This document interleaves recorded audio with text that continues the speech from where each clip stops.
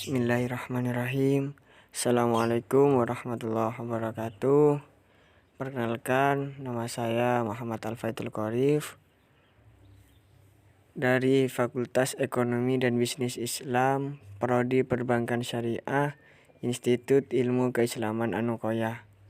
Di sini saya akan sedikit menjelaskan tentang sejarah peradaban Islam pada masa Turki Utsmani untuk memenuhi tugas dari mata kuliah Sejarah Peradaban Islam. Nah, sebelumnya saya akan sedikit memaparkan tentang asal-usul pembentukan dari dinasti Turki Utsmani. Nah, bangsa Turki Utsmani ini berasal dari keluarga Kabey atau dengan nama lain Kayi, salah satu kelompok dari Federasi Suku Algas di Turki. Nah, klan tersebut atau kelompok tersebut mendiami daerah Turki di masa kekuasaan Raja Bigu. Kekuasaan dari bangsa Kayi ini bertetanggaan dengan dinasti Samani dan dinasti Ghaznawi. Ketika tentara Mongol menyerang dan menghancurkan dinasti Khawarizmi, bangsa Turki ini di bawah pimpinan Sulaiman menyingkir dan mengembara menuju Asia Dalam. Sehingga sampai di tengah perjalanan pemimpin dari bangsa Turki ini yakni Sulaiman meninggal dunia karena terkena banjir bandang. Nah, karena pimpinan Sulaiman ini meninggal di Sungai Efrat karena terkena banjir bandang, akhirnya rombongan Turki ini terbagi menjadi dua kelompok.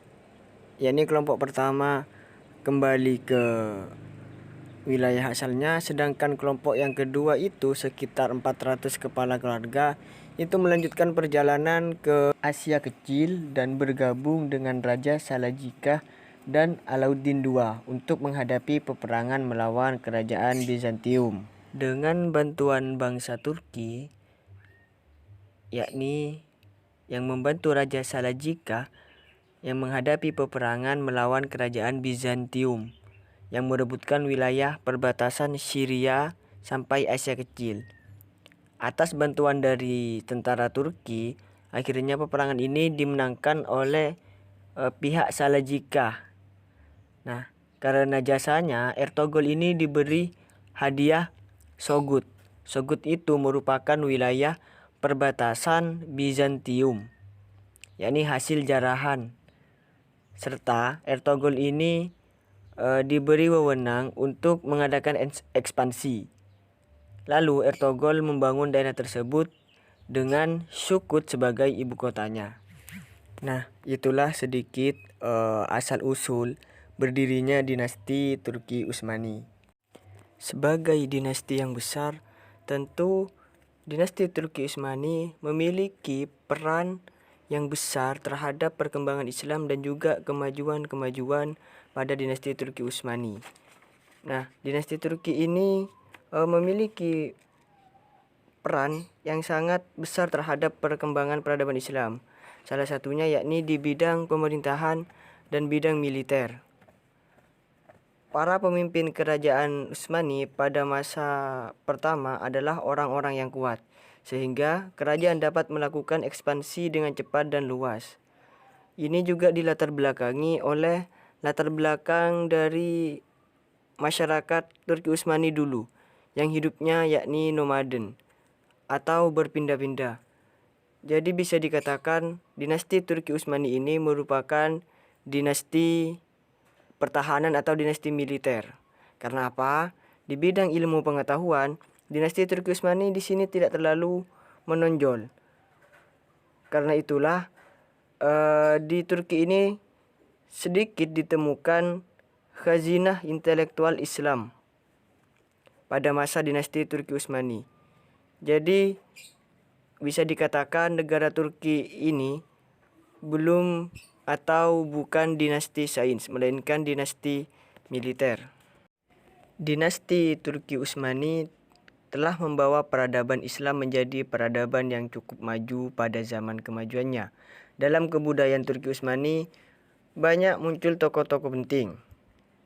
Di bidang kebudayaan ini, khususnya dalam bidang sastra prosa, kerajaan Turki Utsmani melahirkan dua tokoh terkemuka, yaitu Katik Çelebi dan Evliya Çelebi.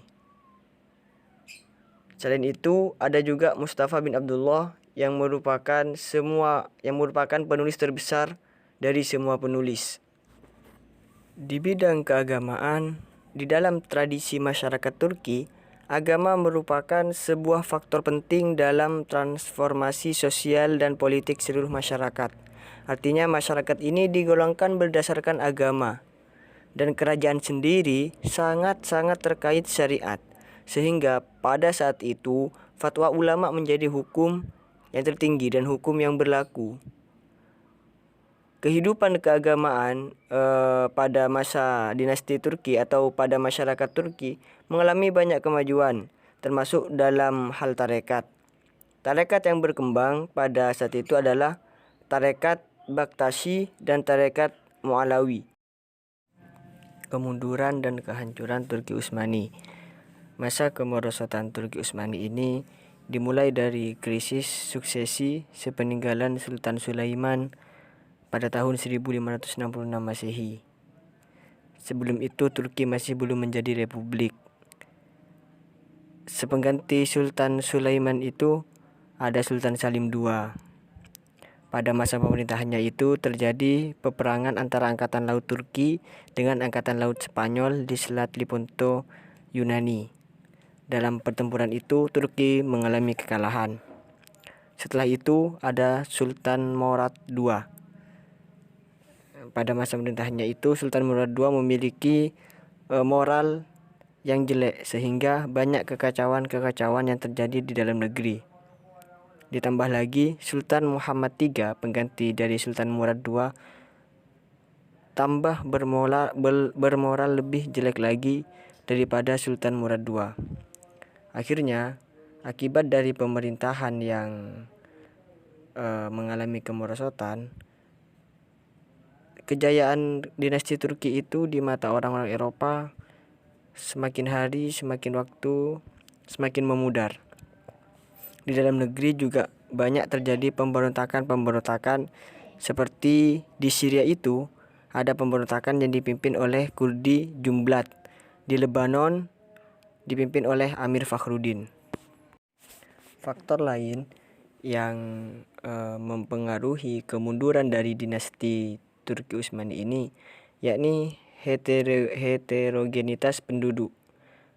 Dari saking luasnya wilayah Turki ini, jadi penduduknya ini sangat banyak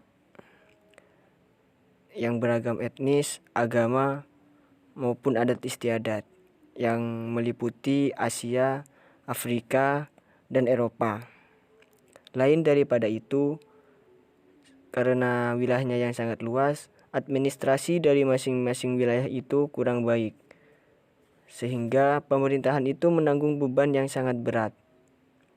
Jadi dari situlah banyak muncul yang namanya kekacauan atau pemberontakan, dan juga kelemahan dari para penguasa, yakni sepeninggalan dari Sultan Sulaiman. Artinya Turki Utsmani ini dipimpin oleh sultan-sultan yang mungkin bisa dikatakan lemah dan tidak mengatur pemerintahan negara itu dengan baik. Akibatnya pemerintahan itu menjadi kacau dan kekacauan itu di mana-mana. Akibat dari kondisi dinasti Turki yang bisa dikatakan kacau karena beberapa faktor tersebut, jadi para generasi muda Turki pada ketika itu muncul kesadaran nasionalisme, sehingga banyak perintis modernisasi atau pembaruan pada saat itu. Salah satunya yakni Sultan Mahmud II. Kemudian dilanjutkan oleh Tanzimat yang berakhir dengan wafatnya Ali Pasha. Lalu dilanjutkan oleh Utsmani Muda dengan tokoh-tokohnya Zia Pasha dan Namik Kemal. Selanjutnya selain dari Utsmani muda, yakni dilanjutkan oleh Turki muda, yakni tokoh utamanya adalah Ahmed Reza, Mehmed Murad, dan Pangeran Shahabuddin. Beliau adalah kalangan intelektual yang lari dari negeri Turki Utsmani untuk melanjutkan oposisi mereka. Sehingga ide pembaruannya adalah bahwa kemunduran Turki Utsmani terletak pada sultan yang mempunyai kekuasaan absolut. Nah, Utsmani muda ini sebagaimana yang saya tadi jelaskan dengan tokoh-tokohnya, yakni yang menentang kekuasaan sultan absolut. Pada awalnya sebelum menjadi Utsmani muda, ia merupakan sebuah gerakan bawah tanah yang didirikan pada tahun 1865. Yakni tujuannya sama, mengubah pemerintahan absolut. Kerajaan Ottoman atau Utsmani menjadi pemerintahan yang berdasarkan konstitusi. Itu merupakan sebuah cita-cita dari Utsmani muda. Nah, setelah gerakan dari Utsmani muda ini tercium dan diketahui oleh pemerintah, sebagian dari pemukanya berusaha melarikan diri dari Turki menuju Eropa. Di salah gerakan ini mendapatkan gelar Utsmani muda. Nah, keberadaan tokoh Utsmani di Eropa, khususnya Utsmani muda di Eropa, di Prancis dan di Inggris, telah membuat mereka itu mengenal dan banyak berhubungan dengan tokoh-tokoh liberal Eropa seperti Leon Cahun dan Arminius yang mempunyai perhatian serius bagi perkembangan Turki. Oleh karena itu, bukanlah suatu hal yang mengherankan jika pemikiran-pemikiran yang dikembangkan oleh kaum-kaum intelektual khususnya Utsmani muda ini bersifat liberal. Nah, negara dalam pandangan Namik Kemal Pasha ini, dia sudah mempunyai pikiran yakni negara itu berbentuk demokrasi, karena bentuk negara seperti itu tidak bertentangan dengan Islam. Midhat Pasha sebagaimana dua pendahulunya juga menginginkan kekuasaan sultan itu dibatasi. Pada saat itu Midhat Pasha saat menjadi menteri, ia mengajukan usul kepada sultan agar konstitusi segera diadakan bagi Ottoman. Konstitusi yang diajukan oleh Midhat Pasha antara lain menentukan bahwa pemerintahan harus bertanggung jawab kepada parlemen. Akhirnya pada tahun 1924, Undang-Undang Dasar baru Turki di bawah pemerintahan Mustafa Kemal Atatürk menegaskan bahwa negara Turki 1. Republik, 2. Nasionalis, 3. Kerakyatan, 4. Kenegaraan, 5. Sekularis, dan 6. Revolusionis.